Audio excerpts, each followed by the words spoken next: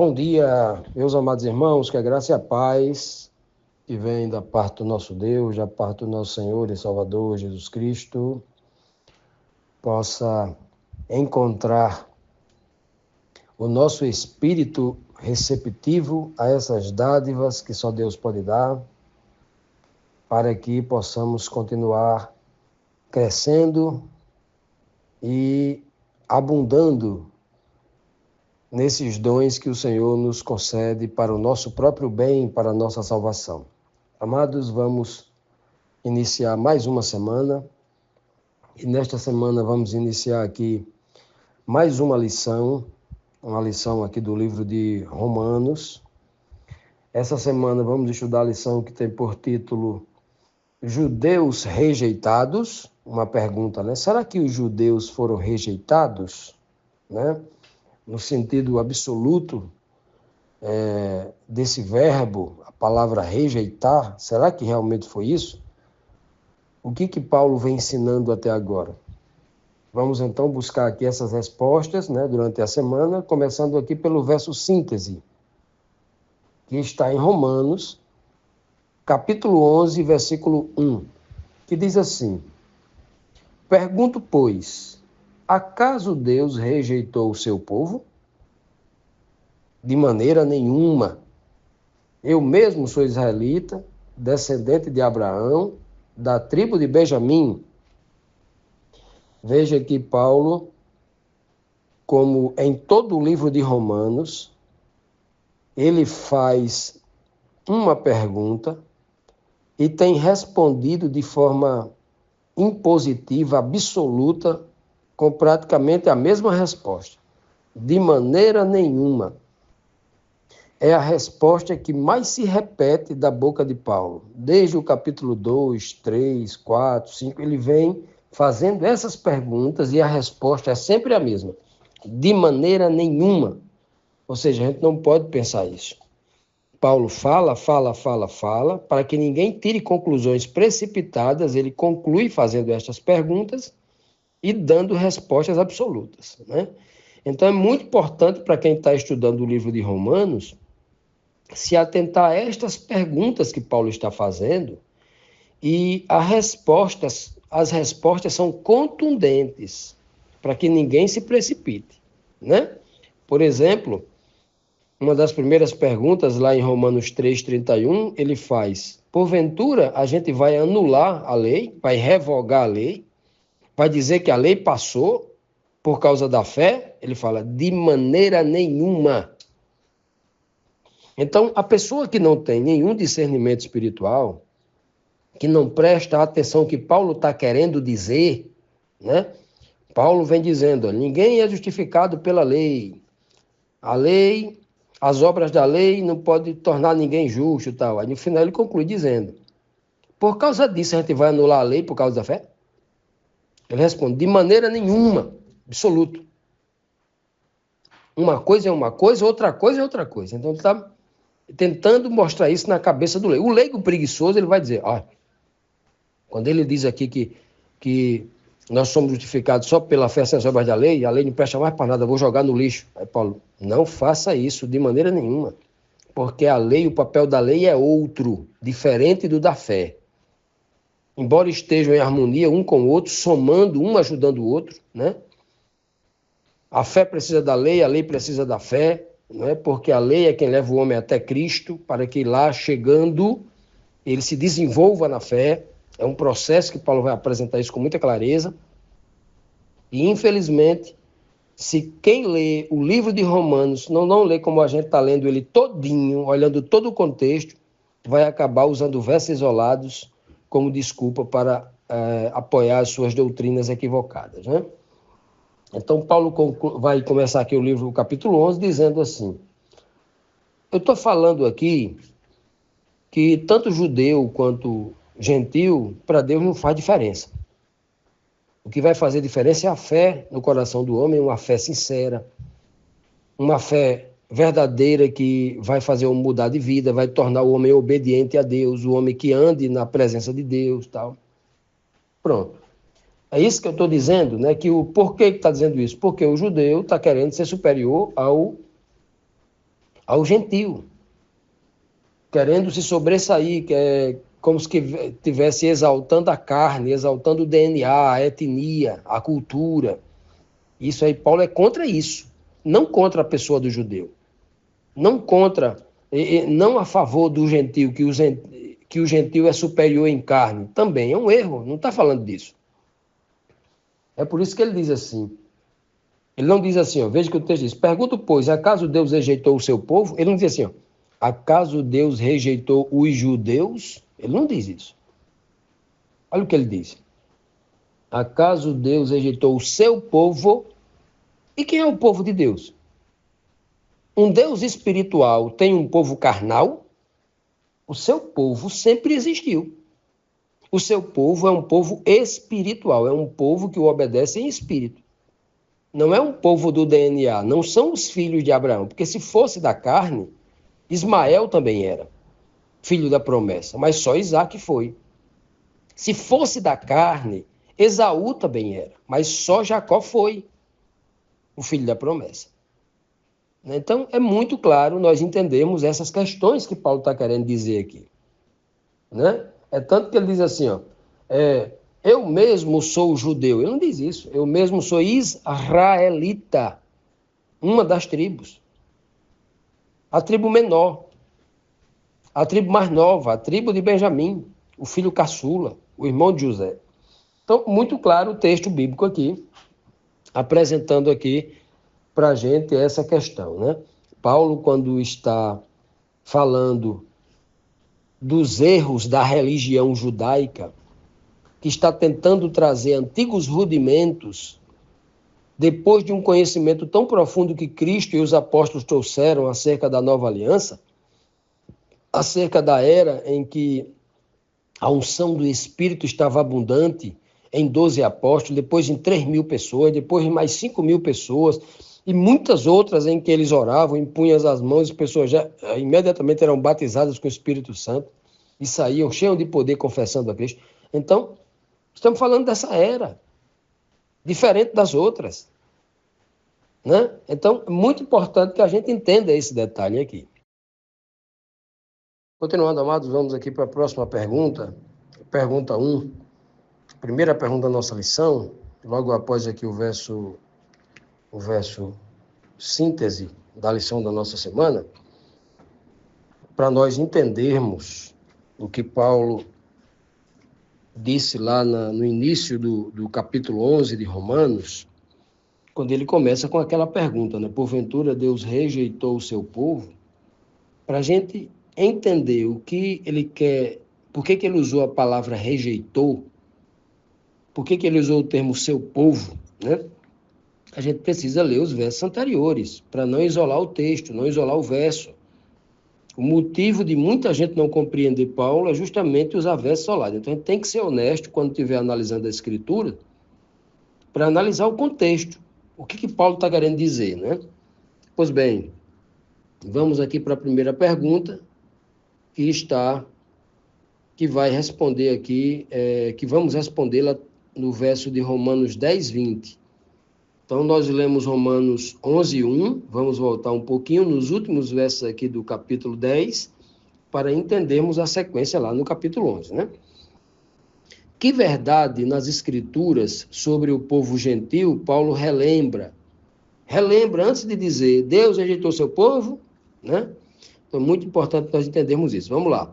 Romanos 10, 20 diz, e Isaías diz ousadamente, fui achado por aqueles que não me procuravam, revelei-me àqueles que não perguntavam por mim. Então, veja que aqui o apóstolo Paulo, antes de ele dizer, Deus rejeitou seu povo, né? Olha só, antes dele dizer isso, ele questiona, ele mostra isso aqui no contexto. Ele está usando novamente o Antigo Testamento, usando Isaías, porque ele está falando ao povo judeu, tentando convencê-los, né, de não voltarem aos antigos rudimentos, está preso à cultura, às tradições e ao legalismo farisaico, que dominava, que oprimia o povo daquela época, né? E então ele vai sempre usar. É por isso que Paulo, exaustivamente, desde o capítulo 8, que ele está usando os profetas, né? Usou Isaías várias vezes, o livro dos Salmos, usa constantemente as falas de Moisés, tiradas lá da Torá, o tempo todo ele está usando isso. Então ele vai dizer aqui agora, Isaías disse de forma ousada. Foi Isaías que disse isso, ou foi Deus que disse pela boca de Isaías? Quem está falando aqui é o Senhor Deus, ó. Fui achado por aqueles que não me procuravam. Essa é uma fala de Deus. Deus está dizendo assim, olha, eu fui achado, não foi pelo meu povo, não. Meu povo de verdade é aquele que me procura sem eu procurar. Meu povo é aquele que me pertence. Como é que um rebanho de ovelha faz em relação ao pastor? É o pastor que vai buscar as ovelhas ou é as ovelhas que buscam o pastor o tempo todo? Ah, o meu povo aqui é aquele que procura o Senhor. Mas quem é que buscou o Senhor? Ninguém. Foi o Senhor que os buscou. Ele diz bem claro, fui achado por aqueles que não me procuravam. Então isso quer dizer que Abraão, que as 12 tribos, todo esse povo aí, foi Deus quem os buscou. Eles eram gentios. Se Deus os buscou, eles não eram seu povo. Foi Deus quem os buscou, os encontrou e lhe deu essa dádiva de serem chamados de seu povo. Então, por que é que o judeu hoje, no tempo de Paulo aqui, naquela época, estava querendo ser melhor do que os gentios, se eles também tinham sido gentios em algum momento da história? É isso que Paulo está dizendo. É isso que Paulo está chamando o povo à razão. Porque é então que vocês querem anular as escrituras sagradas e querer pôr sobre as escrituras sagradas um peso da cultura. Ai, nós somos melhores porque nós somos judeus. Não. Isso não tem valor nenhum. Etnicamente não tem, para Deus, a etnia não tem valor. Que valor tem isso? Ora, a etnia, o nome, a descendência, ela só tem um valor tipológico. Tipológico. E é isso que o Senhor está tentando mostrar, não só na boca de Paulo no Novo Testamento, que está só interpretando. É o que ele está mostrando desde o Antigo Testamento. Ora, quando pela boca de Samuel ele disse, ei, Samuel, eu não sou como vocês aí, como os israelitas, como os judeus, não. Eu não vejo como vocês veem. Vocês só veem a aparência, só veem a carne, só veem o exterior, a cultura. Eu vejo o coração. Para mim, o que interessa é o espírito. Cristo, nesse mesmo entendimento, inspirado pelo mesmo Deus que disse isso, disse, olha, até dessas pedras Deus pode fazer filhos de Abraão. Até desses gentios aí, que vocês dizem que tem um coração de pedra, duro como pedra, Deus pode fazer filhos de Abraão. Paulo vai dizer aqui no mesmo capítulo, no livro de só que no livro de Romanos ele vai falar duas vezes. Ainda que os israelitas, a nação israelita, a etnia das 12 tribos, sejam como areia de mar, só o remanescente. O remanescente é o espiritual. Não basta ter o sangue de Jacó, de Isaac e de Abraão nas veias, não. Só o remanescente será salvo. Só o remanescente é o verdadeiro povo de Deus. Então ele está explicando isso aqui recorrentemente para que a gente chegue aqui no capítulo 11, não faça como alguns judeus que, criticando os cristãos, que erradamente também usam versos isolados para dizer o que Paulo não está dizendo, né? Porque tem cristão que diz assim, olha, Paulo anulou toda a lei, né? Tem cristão falando isso aqui? Colocando Paulo e o texto isolado de Paulo acima de toda a escritura sagrada? Tem cristão fazendo isso. Aí o judeu critica o cristão por isso e incide no mesmo erro. Quando ele isoladamente pega esse verso e volta, Deus, está vendo? Paulo está dizendo aqui, Deus não rejeitou o judeu, o povo judeu continua sendo o povo de Deus, como etnia. Paulo não está dizendo isso também. Então você perceba com discernimento que o que tem muito, a religiosidade, tanto a religiosidade judaica quanto a religiosidade cristã, existem cegos que ficam disputando erros um entre o outro, como se o sujo estivesse falando do mal lavado. A religiosidade, ela se exalta acima de todos, e o discernimento verdadeiro da palavra é prejudicado, porque a religião cegou essas pessoas. Nós hoje, assim como Paulo, devemos trazer luz do que realmente a Escritura está dizendo e mostrando o caráter de Deus para o povo. Qual é o caráter de Deus? Não faz acepção de pessoas. A gente não pode estar exaltando gentil acima de judeu e nem judeu acima de gentil. É o que Paulo está pregando. Continuando, amados, vamos aqui para a segunda pergunta da nossa lição, que nos traz aqui mais um questionamento que diz: foi Deus quem se afastou de Israel ou o contrário?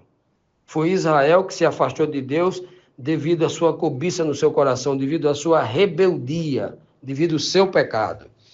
Vamos aqui para Romanos, o último versículo aqui, do capítulo 10 de Romanos, para a gente entrar definitivamente aqui só no capítulo 11, né? Diz assim: mas a respeito de Israel, ele diz, ou seja, mas a respeito de Israel, Isaías diz, né?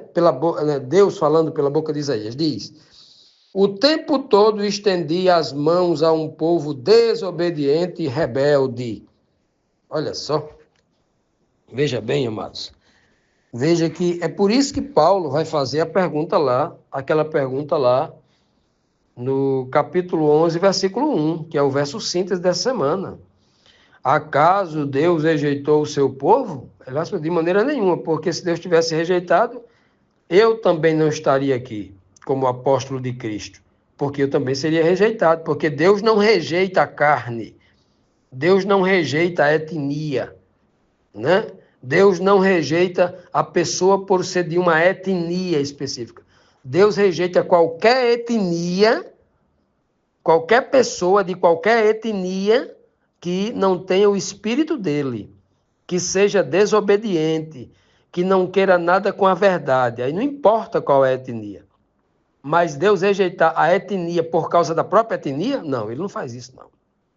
Ele não leva em conta a carne, né? A questão do DNA, aquilo que é temporário, que essa carne, toda a carne vai ser consumida um dia, todo mundo vai virar pó um dia. Então ele não...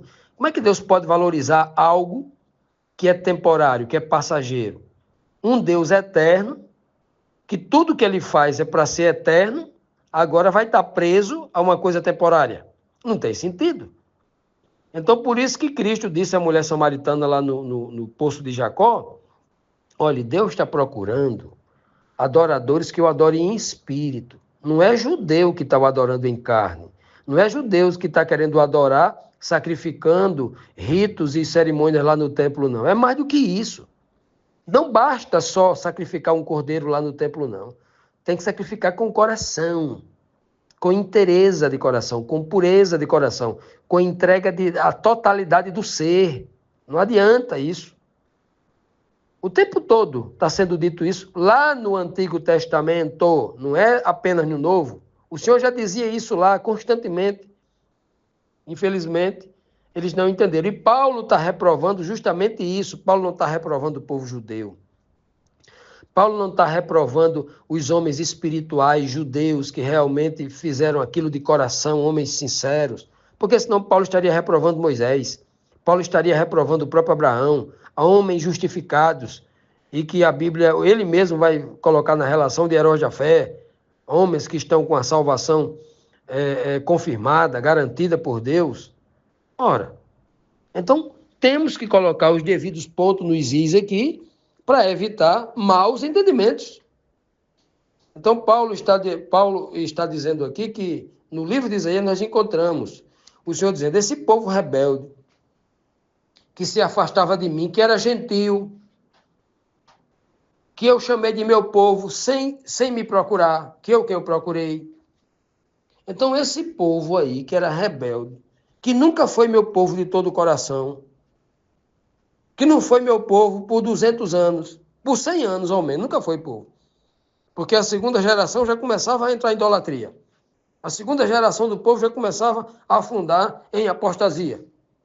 Nunca foi meu povo. Então, o tempo todo eu estava estendendo a mão. A cada 80 anos, a cada 100 anos, a cada 150 anos, era eu estendendo a mão e oferecendo perdão. E tirando do cativeiro. E dando a segunda chance. O tempo todo. O povozinho rebelde. Então, como é que agora... Aí chega um povo na boca de Caifás, de Anás lá, o sumo sacerdote lá no tempo de Cristo, chegar a dizer assim, nós não precisamos nos arrepender, nós não precisamos de um Salvador confessar que nós somos o povo santo, o povo escolhido de Deus. Olha, isso é loucura. Isso é cegueira religiosa.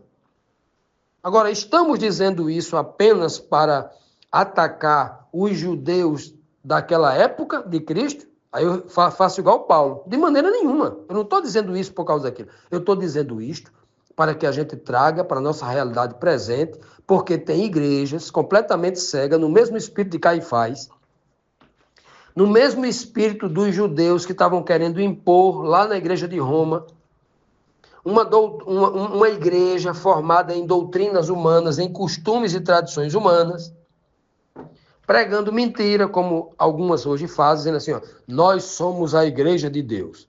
Nós somos a única igreja de Deus. Tem quase 140 mil igrejas evangélicas cristãs no planeta, que se dizem cristãs no planeta. Quase 140 mil. Se já não ultrapassou esse número, né? Ano passado o número era 136 mil. Então, já imaginou? Então, se... Nós temos 140 mil igrejas cristãs no mundo, que todo dia abre 10, 20 igrejas novas, né? Então, se somos isso. Aí eu digo assim, eu sou da igreja Alfa. A minha igreja Alfa é a única igreja verdadeira, nós somos o povo remanescente de Deus. Para você ser salvo, você tem que sair da igreja B, C, D, F, G, né? Para entrar na minha. Você tem que ser batizado por um dos nossos pastores. Então, a nossa igreja é a verdadeira, as outras são as falsas. Olha, que espírito é esse? Esse é o mesmo espírito equivocado que Paulo está combatendo aqui no livro de Romanos, que Jesus combateu diante de grandes judeus, de homens eruditos, religiosos e autoridades eclesiásticas e autoridades civis, né? Combateu mesmo esse tipo de pensamento, esse tipo de vanglória, esse tipo de orgulho cego. É isso que ele está combatendo também, né? Então ele deixa bem claro, não levante a bandeira. Como tem muitos cristãos cegos, muitos pastores, né? Pobres de espírito, pastores desonestos intelectualmente, que ficam nas igrejas estendendo a bandeira de Israel, dentro da igreja, a bandeira de Israel. Todo canto que vai, bota a bandeira de Israel. O que tem a ver a bandeira de Israel com a mensagem espiritual? Você está exaltando uma terra, uma etnia, se Deus não valoriza essas questões físicas, materiais, uma terra, um chão, um torrão. Ele não entendeu. Não são homens espirituais. São homens completamente carnais, presos às coisas físicas, às coisas materiais. Porque não entendeu a mensagem de Paulo. Então, Cristo também, né, deixa muito bem claro o tempo todo isso, né, aos seus discípulos. Olha, como é que Deus pode valorizar uma bandeira, um torrão, se ele não valorizou a coisa mais linda lá em Jerusalém, que era o templo? O templo que ele aprovou a construção, ele não vai... O próprio Cristo falou, isso aqui não vale nada, meus discípulos. Capítulo 24 de Mateus, de 1 a 3. Isso aqui não vai ficar pedra sobre pedra. Se isso aqui valesse alguma coisa para Deus, Deus jamais permitiria que ninguém derrubasse uma pedra sequer desse tempo. E tem gente que lê e não entende isso, né? Pois bem, religioso, cego, preso às coisas materiais. Todo homem que está preso à coisa material, à coisa física, à sua casa, ao seu dinheiro, ao seu ouro, ao seu carro, às suas vestes, né? A imagem da sua igreja, a placa. Os homens que estão presos a isso são homens carnais, cheios de cobiça. Não são homens de Deus. Acorde, abra a sua mente para entender essa verdade. Essa é uma verdade ensinada por Cristo, por todos os apóstolos. Se você não entendeu isso ainda, ore a Deus e peça discernimento para entender.